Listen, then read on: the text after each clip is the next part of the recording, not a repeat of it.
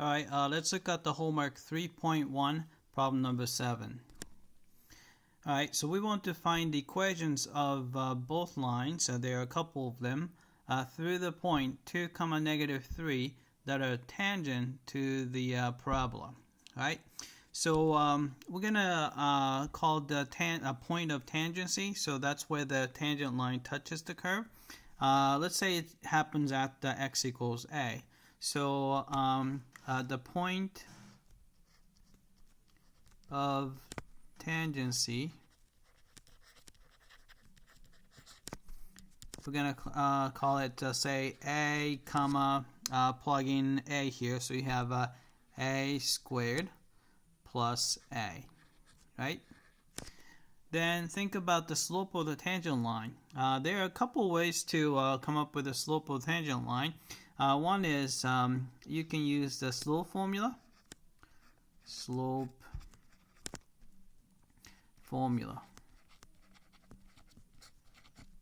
Right? Because we can think of, let's say, x1 comma y1 to be this given point, 2 comma negative 3.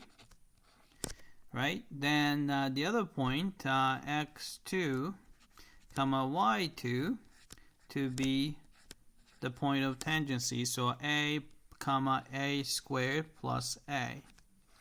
Right? Then we can use the slope formula, which is m is equal to y2, which is a squared plus a, minus y1 is negative 3, so it's a plus 3.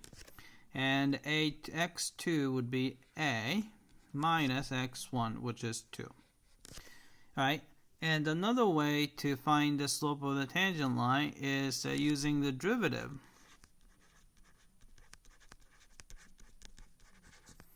Alright, so let's find the derivative. Y prime is, we know that the derivative of x squared would be 2x, and derivative of x is 1.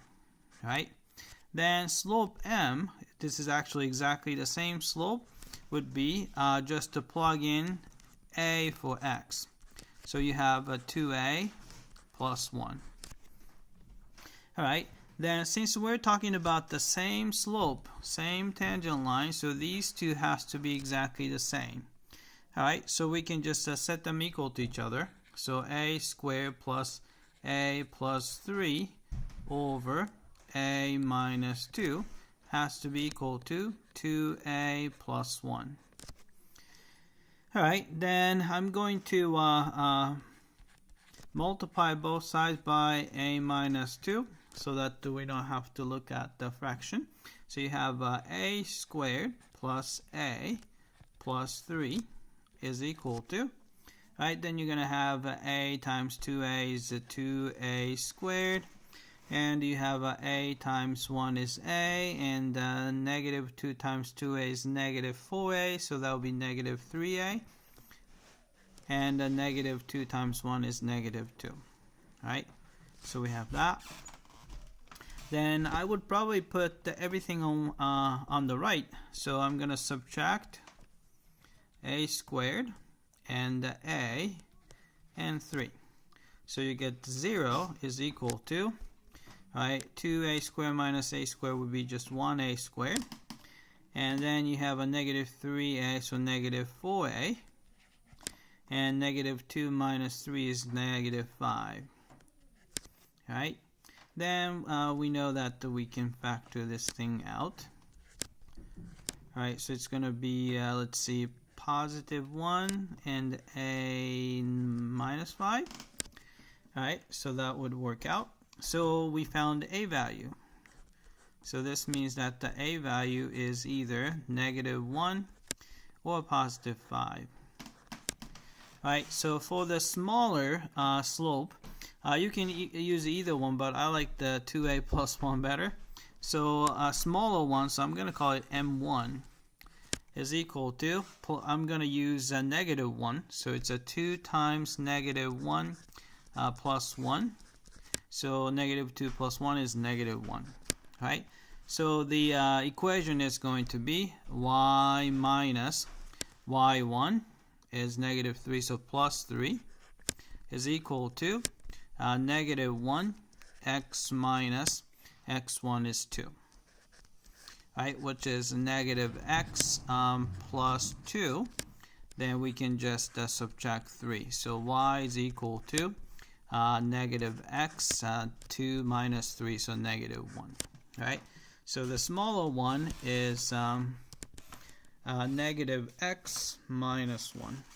Right, for the larger one, so I'm going to use I'm going to call it m2.